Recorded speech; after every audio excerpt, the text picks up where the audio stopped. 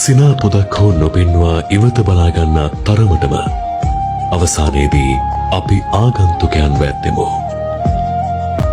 මේ වීදි දිග හමුවන සියලු ප්‍රේමණීය සැමරුම් යටපත් වේ ආයුතු කාලය දැන් එළව ඇත.